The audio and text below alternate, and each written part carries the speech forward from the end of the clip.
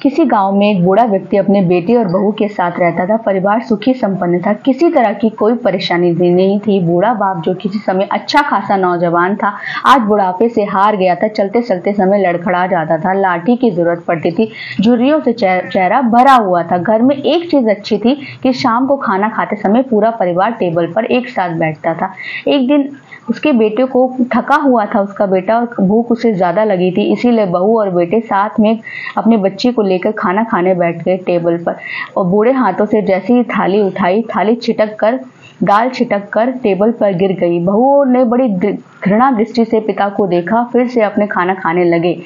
बूढ़े पिता जैसे ही अपने कपकपाते हाथ से खाना खाना शुरू किया, कभी खाना कपड़ों पर गिरता, कभी जमीन पर।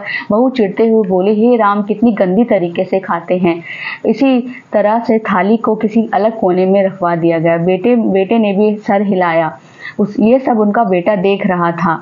बच्चा बड़ी मासूमियत से बोला, माँ, मैं सीख रहा हूँ कि वृद्धों के साथ कैसे व्यवहार करना चाहिए। जब आप लोग भी बूढ़े हो जाओगे तो मैं भी आप लोगों को इसी तरह कोने में खाना खिलाया करूंगा। बच्चे के मुंह से ऐसी बात सुनकर बहू बेटा दोनों कांप उठे। बच्चों की बात उनके मन में बैठ चुकी थी और बच्चे की मासूमियत ने उन दोनों को बहुत बड़ा सबक सिखा दिया था। बेटे ने जल्दी से उठकर पिता को अपने पास उठाकर टेबल पर वापस बैठा लिया और बहू ने भागते हुए पानी लेकर आई और उन्हें अच्छी तरह से कोई तकलीफ ना हो इस बात का ख्याल रखा। इस कहानी से हमें शिक्षा मिलती है कि माँ बाप इस दुनिया की सबसे बड़ी पूंजी है।